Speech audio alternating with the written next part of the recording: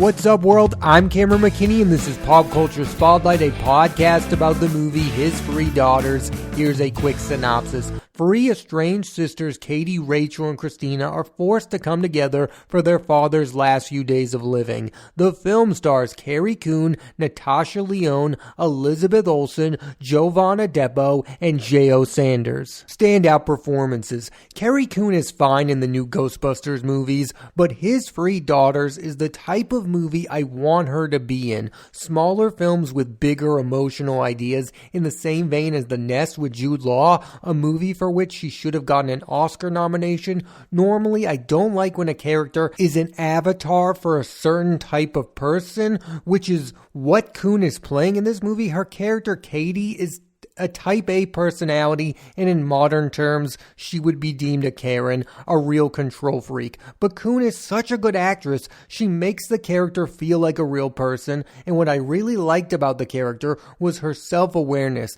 At one point, she on the phone asked the question, why am I always the bad guy? Along with being in films, Coon has also had tremendous success on television with the cult hit The Leftovers, Fargo, and The Gilded Age, and now she's going to be in Season 3 of The White Lotus, and given Mike White's track record of getting great female performances on that show, Aubrey Plaza, Haley Lou Richardson, Alexandra Daddario, I'm really excited to see her in that show. And that very well could be the thing that makes her a household name, because for as good as Carrie Coon is, she's not super well known. Like, I think critics view her as one of the best actresses in the world, but she's not a household name. Like, the average person does not know the name Carrie Coon. If you watch a lot of movies, if you watch a lot of TV, you know of her, but she's not yet a star, and I think Season 3 of The White Lotus could be that crowning moment where we all come together and go, wow, this Carrie Coon is amazing.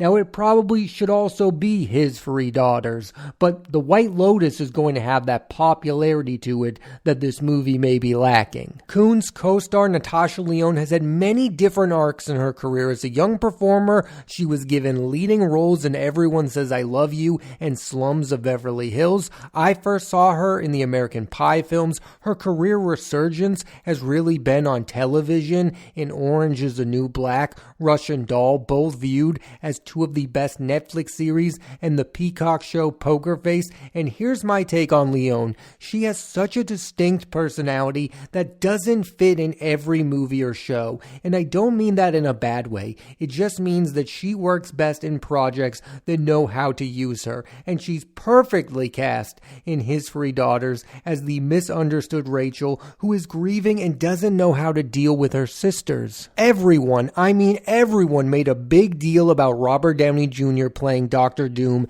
in the upcoming Fantastic Four movie. And what is just as intriguing is the fact that Lyonne is also going to be in that film in an undisclosed role. The cast of this film, outside of the four leads, has me excited. Ralph Ineson is playing Galactus. Julie Garner is playing the Silver Surfer. And I like the fact that Matt Shankman is directing that film. I really liked what he did with WandaVision. Lyonne also has the upcoming film Clara and the Sun with Jenna Ortega and Amy Adams from director Taika Waititi. And speaking about Marvel, Elizabeth Olsen is best known for her work in big movies, Godzilla and the Marvel films, playing the Scarlet Witch, but in my opinion has done her best work in smaller films. Her breakout, of course, was Martha Marcy May Marlene, playing someone attempting to get out of a cult. She was also in Liberal Arts with Josh Radnor, Kill Your Darlings with Dane DeHaan and Daniel Radcliffe,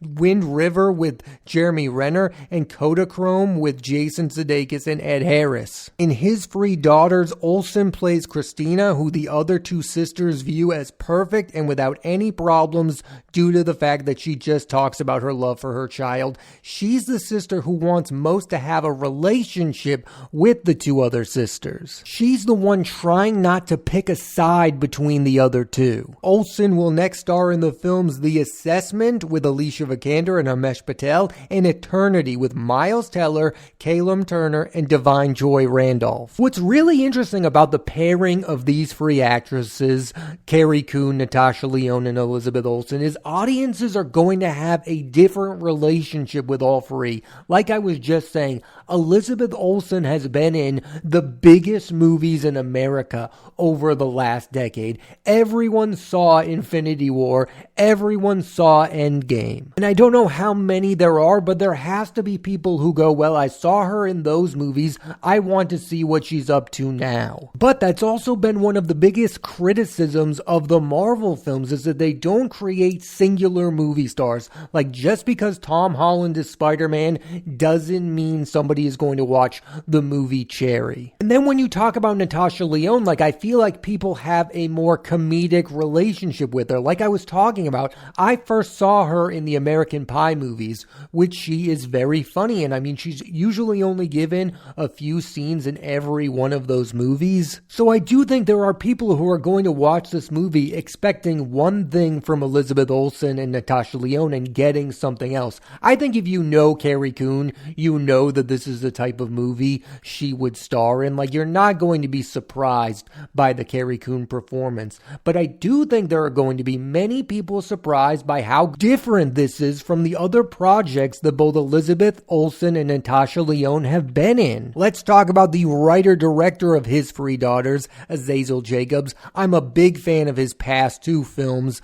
The Lovers, starring Deborah Winger and Tracy Letts, and French Exit, starring Michelle Pfeiffer and Lucas Hedges. And what those two films have in common with this is that the best performances are coming from actresses. Winger is brilliant in The Lovers, and Pfeiffer should have been a real awards contender for The French Exit, and now he's gotten three of the best performances of the year from Carrie Coon, Natasha Lyonne, and Elizabeth Olsen. I also believe he's one of the best writers of dialogue, which is my favorite thing in movies, even more so than plot. Jacobs is someone who brings surrealism in his films. In The French Exit, there's a talking cat, and there's a moment in this movie that's brilliant that I don't want to spoil, that's very surreal in the best way possible. He's just one of so many independent movie makers that I think are so underrated. Like, I was just watching Alex Ross Perry movies last week. He's another guy. Like, he made that movie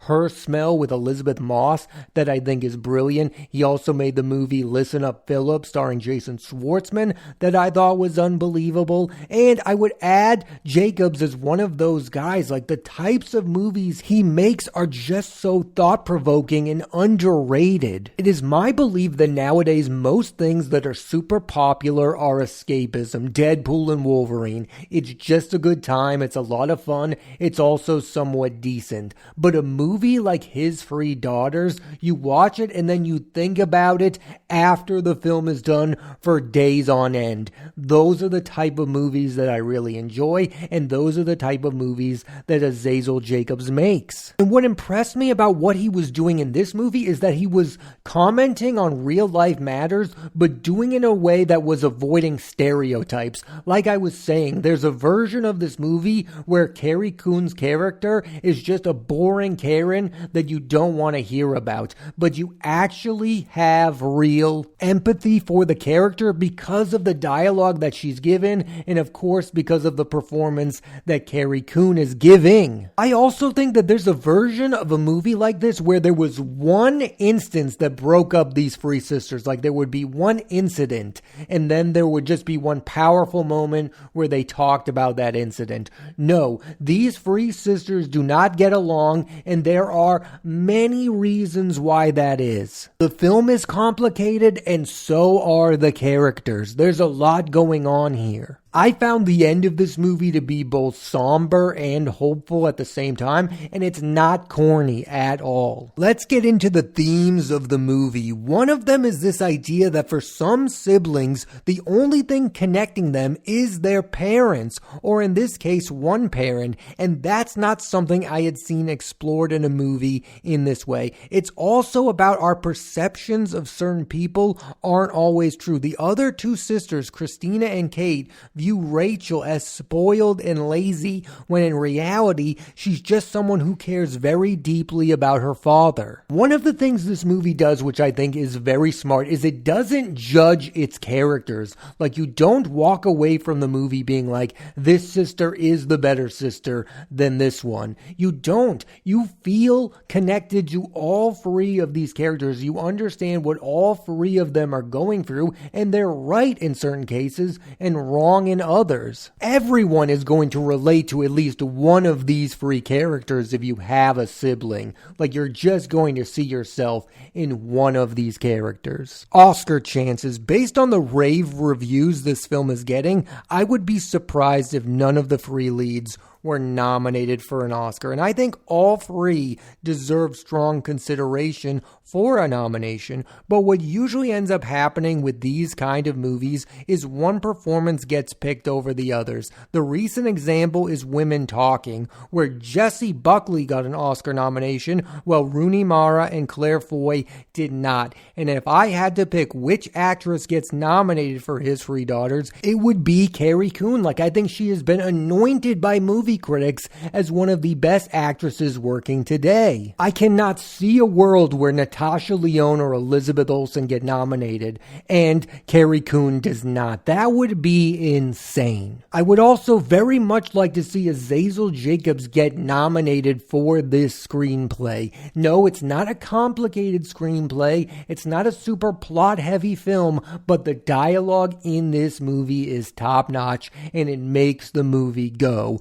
Every character is given great dialogue. And if you want to talk about Best Picture, I would be pleasantly surprised if His Three Daughters ended up being one of the 10 Best Picture nominees. I don't see that happening. I think it's a smaller film. I think it would have to get a lot of online buzz for it to get to a point where it got a Best Picture nomination, but I would love to see it there. Like, it's probably going to end up on my top 10 of the year list by year's end. It's one of the best films I've seen. It's super well made. The three leading performances are great. There's no flaw to this movie whatsoever. But when it comes to these streaming movies on Netflix, Hulu, or HBO Max or whatever, you just don't know which ones are going to stand out against the others. Azazel Jacobs is a genius director in my opinion, but he doesn't have the celebrity of a Martin Scorsese. So when The Irishman came out, we all knew that that movie was going to be an Oscar contending heavyweight because of Scorsese, because of Robert De Niro, because of Joe Pesci, because of Al Pacino. These three actresses don't have a history of Oscar nominations, and neither does Jacob, so it kind of makes it one of the more interesting films in this award season. Like, I just don't know how it's going to play out. In my world, all three of these actresses would be nominated. What I think would end up being really silly is if Carrie Coon is nominated for Best Leading Actress and then Elizabeth Olsen or Natasha Lyonne is nominated for Best Supporting. I find that kind of thing to be ridiculous. All three of these actresses are in the entire movie. They are clearly all co-leads. Do not throw one of them in the supporting category. They are all leads. If you want to nominate them for an Oscar, then nominate them for Best Leading Actress. And that's why not all three of them are going to get nominated, because there's no world where three of the Best Leading Actress nominations are going to come from this movie. And the other thing that would kind of drive me insane is if they all go for supporting. Like, that would also be bonkers. It's like with Judas and the Black Messiah when Daniel Kaluuya was nominated for Best Supporting Actor and so was Lakeith Stanfield. If a movie is made, someone in that movie is the lead of the film. And with His Three Daughters, all three of these actresses are the leads of the movie. So as I am talking today, I am going to predict that Carrie Coon will be nominated for Best Leading Actress for her performance in His Three Daughters. Definitely an Oscar-nominated worthy performance. I'm really interested to see where the careers of these three actresses are going to be in the next 5 years after this movie, because right now, Elizabeth Olsen is the most famous of the three. I mean, Carrie Coon,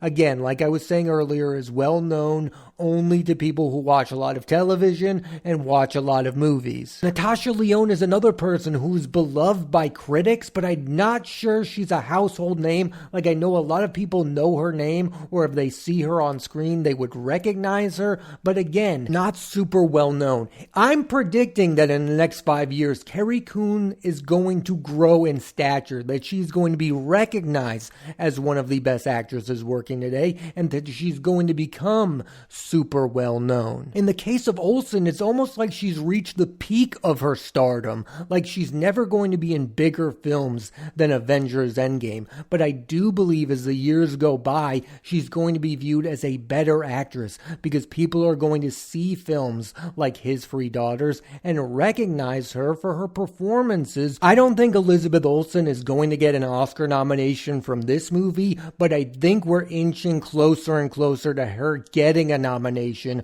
for a movie like this. It is almost impossible to say that Elizabeth Olsen will be more well known for something else other than playing the Scarlet Witch in the Marvel films. And in the case of Natasha Lyonne, I'm just really interested to see if she can have more success in movies, because a lot of her great success over this last decade has been on television, and I think His Three Daughters is a great use of what she can do in a movie. She's not a chameleon, like there's always some of her personality on screen, but she's able to play a character that's different from herself in this film, which I think is the impressive part of this performance. I would also very much like to see these three actresses star together in another movie. They just fit so well together, like Carrie Coon, Elizabeth Olsen, Natasha Lyonne. They were all on the same page. And a lot of that credit has to go to Jacobs, because he gave each one of them a really interesting arc. In a movie that I would like to shout out is less than 2 hours long.